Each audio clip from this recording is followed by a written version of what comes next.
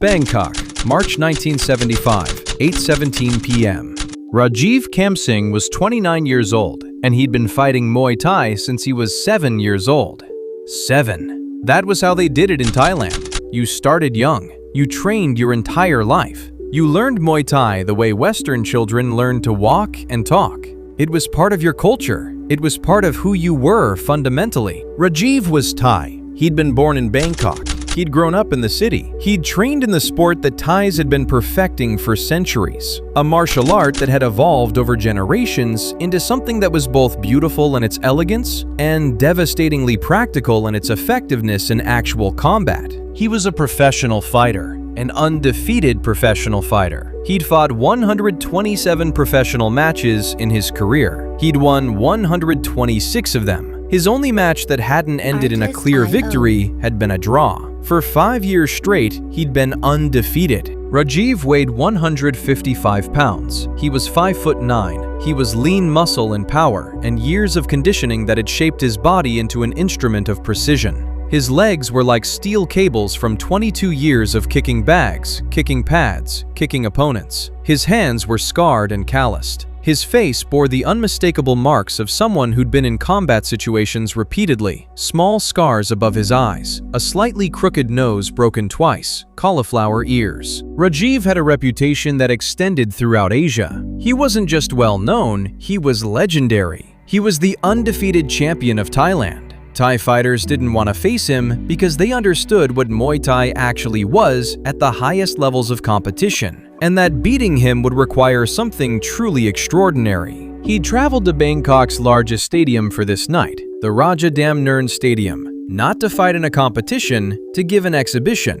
The fighter demonstrated technique. The fighter showed the sport at its absolute best. The fighter tried to educate. The fighter tried to show the world what their art actually was at its most refined level. 3,000 people had come to the stadium to watch him that night. Some were Thai locals who understood Muay Thai inside and out. Many were tourists from around the world, from America, from Europe, from Japan, from Australia. People who'd heard about Muay Thai, but who'd never seen it performed at the highest. 3,000 people had come to the stadium to watch him that night. Some were Thai locals who understood Muay Thai inside and out and who wanted to see one of the best do his work. Many were tourists from around the world, from America, from Europe, from Japan, from Australia. People who'd heard about Muay Thai, but who'd never seen it performed at the highest levels by someone truly exceptional. The stadium was loud with anticipation. The energy was electric and palpable. Rajiv was there to give an exhibition. He was there to demonstrate Muay Thai at its absolute highest level. He was there to show that Muay Thai wasn't just striking, it was philosophy, it was strategy, it was understanding distance and timing, and how to use your entire body as one integrated instrument of precision and power. Chuck Norris was in Bangkok for a week-long martial arts seminar. He was 35 years old. He'd retired from tournament karate a few years earlier, and he was spending his time traveling the world doing seminars and demonstrations. He wanted to understand the broader world of martial arts beyond just the karate traditions he trained in. A friend of his named David, someone he'd met through the karate community, had gotten tickets to Rajiv's exhibition. David wanted Chuck to see what Muay Thai actually was, a fighting system that operated on completely different principles than karate. "You need to see this," David had said the day before the exhibition. "Muay Thai is completely different from karate. It's beautiful and brutal at the same time. You'll understand something about fighting that you haven't seen before. Trust me on this." Chuck had agreed. He was curious. He and David had come to the stadium that night. They were sitting in the middle section, about 10 rows back from the raised fighting ring. Chuck was just there to watch. He wasn't expecting to participate. Chuck didn't know that Rajiv had arranged for his exhibition to include audience participation. He didn't know that he would be selected for this role. He didn't know that before the evening even started, Rajiv had been planning to do something like this. The exhibition began with Rajiv doing shadow boxing. He moved with precision and flow, like water finding its way downhill. His movements were economical but powerful. Each kick had purpose. Each movement had intention. The crowd watched in silence. They understood they were witnessing something special. They understood they were watching mastery in action. Then Rajiv did pad work with two trainers holding focus mitts. His strikes were explosive. He threw elbows. He threw knees. He used the full arsenal of Muay Thai, the 8 limbs, fists, elbows, knees, and shins. The crowd was impressed, audibly impressed. People understood they were watching expertise at a level most of them had never seen before. Someone who dedicated his entire life to perfecting this particular system of combat. Then Rajiv stopped. He stepped back from the trainers. He walked to the edge of the ring. He took a moment to look out into the crowd carefully. He pointed directly at Chuck Norris. "You," Rajiv said. His voice carried across the quiet stadium. "The man in the middle section. Stand up. Come here." The crowd went absolutely quiet. This was unexpected. This wasn't part of the announced program. This was something Rajiv was doing on his own. Chuck looked at David.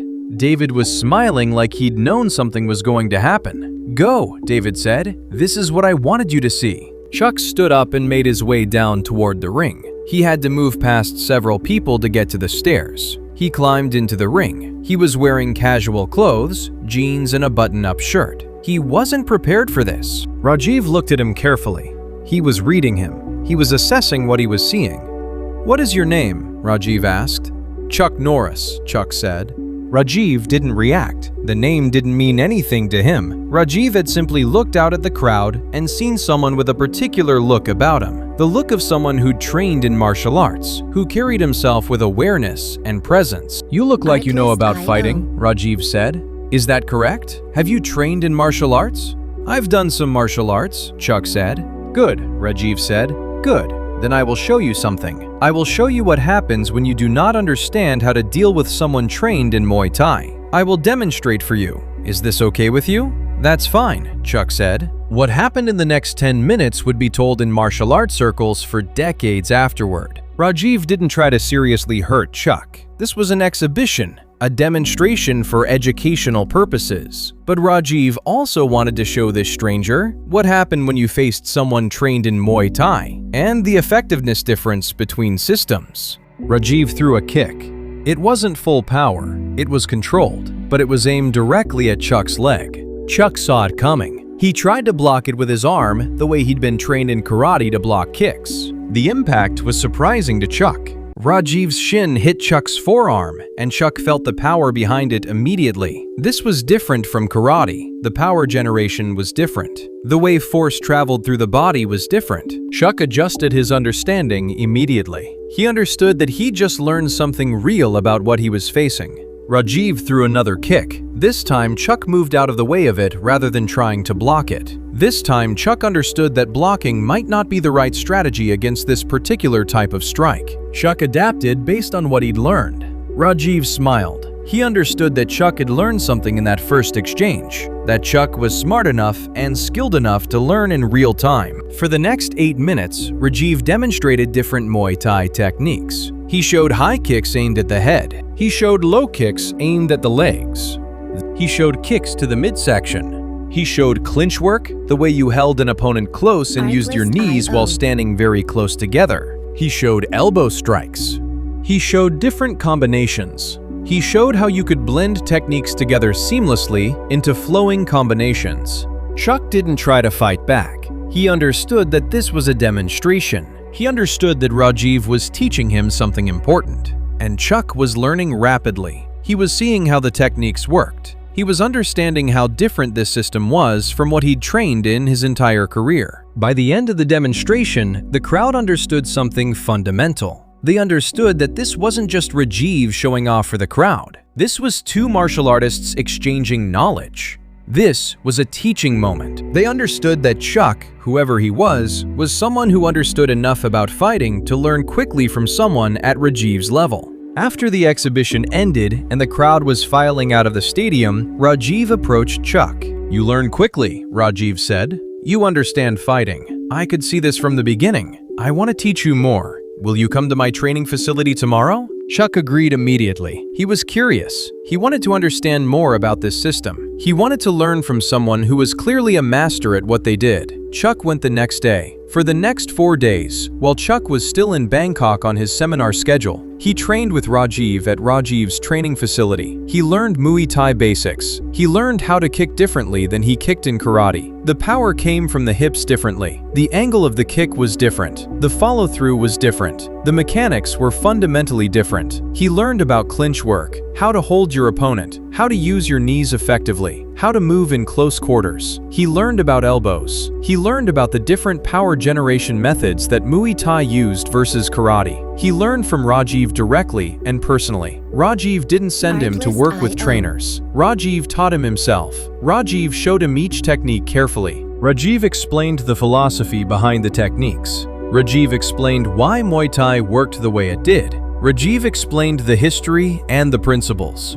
On the last day of Chuck's stay in Bangkok, Rajiv asked him a question while they were sitting in the gym after training, both exhausted and happy from the work they'd done. "Why did I point at you?" Rajiv asked directly. "Out of all the people in that crowd that night, why did I choose you?" "I don't know," Chuck said. "Why did you?" "Because I could see that you were a martial artist," Rajiv said. "I could see it in how you held yourself. I could see it in your awareness. I could see it in the way your eyes moved and tracked my movement. You were watching the exhibition. You were analyzing it. You were understanding what you were seeing. Most people in that crowd were just watching for entertainment. You were understanding at a deeper level. So I wanted to teach someone who would actually understand what I was trying to show. Does this make sense to you?" "Yes," Chuck said. "It makes perfect sense. Thank you. You taught me something important. You showed me a different way of thinking about fighting. You showed me a system that's very effective and very different from what I've trained in." "Yes," Rajiv said. "Muay Thai is effective. It works. It has worked for centuries. It's proven in actual fighting. But so is what you do. What you do is different. I watched you move during the exhibition. I watched how you think about distance and timing and angles. That is valuable too. Different, but valuable." The story moved through martial arts circles over the next few years. It moved through Asia first. Rajiv's students told it. They told it to their students. They told it to other fighters they met in tournaments and training facilities. By the end of the 1970s, the story had reached the United States. Karate instructors heard it. They told it to their students in training classes. The story spread through the karate community. The story was this. An undefeated Muay Thai champion had pointed at someone in the crowd because he could see they were a martial artist. That person turned out to be Chuck Norris. The champion had recognized something important in him. The champion had invited Chuck to train with him for days. They'd exchanged knowledge. Two masters of different systems had met and learned from each other. The story traveled through the decades. By the 1990s, it had become legend in martial arts circles worldwide. By the 2000s, it had taken on various forms. Now Chuck had been specifically invited to see Rajiv's exhibition because Rajiv somehow already knew who he was and wanted to meet him. Now Rajiv had recognized Chuck's mastery immediately and with complete certainty. Now they'd had profound conversations about the nature of fighting and martial arts philosophy, but the essential truth stayed the same. A master of one martial art had recognized mastery in someone from a different system. An exchange had happened. Knowledge had been shared. Two different ways of fighting had been compared and found to be valuable in their own ways. Rajiv continued fighting for another 9 years after that night with Chuck. He fought until age 38. Then he opened a training facility in Bangkok that became famous for training fighters from around the world. Fighters came from Japan, from America, from Europe to train with him. He became a teacher and a philosopher of Muay Thai. When people asked him about Chuck Norris, Rajiv would tell them what he remembered. "I could see he was a martial artist," Rajiv would say, "in the way he moved, in the way he carried himself, in the way he thought about what he was seeing. I didn't know his name or his record, but I could see that he understood something about fighting, so I invited him to learn. That is what you do when you meet another master. You offer to teach and to learn." 50 years later, someone interviewed Chuck about the incident in Bangkok. "Did you know who Rajiv was when he pointed at you?" the interviewer asked. "No," Chuck said. "I didn't know anything about Muay Thai at that time. I didn't know Rajiv's record. I just knew he was demonstrating something powerful and different from what I trained in." "What did you learn from him?" the interviewer asked. "Do you think Rajiv recognized your mastery?" the interviewer asked. "I don't know if he recognized my mastery," Chuck said, "but I know he recognized that I was someone who could learn. He recognized that I had training. He recognized that I had awareness. He recognized that I was open to learning something new from him, and he offered to teach me. That's what martial artists do for each other at that level. The kind of story that martial arts circles pass down without needing to verify every detail. The kind of story that reminds people that martial arts communities around the world are connected by something deeper than competition or ego. They're connected by a shared understanding that there are different ways to be excellent. They're connected by a respect for mastery, regardless of which specific system you've dedicated your life to. Whether every detail of that night in Bangkok in 1975 survived the retelling exactly as it happened over 50 years of oral tradition, nobody can verify anymore. The video doesn't exist. Only the memory remains in the people who heard the story. But the shape stayed consistent through all the retellings. An undefeated Muay Thai champion saw someone in a crowd and recognized something in them. He pointed to them. That person turned out to be someone significant in the martial arts world. An exchange happened. Knowledge was shared between two different systems of fighting. Recognition passed between two masters. That became the story. That became the legend that traveled through dojos and training facilities around the world for the next 50 years.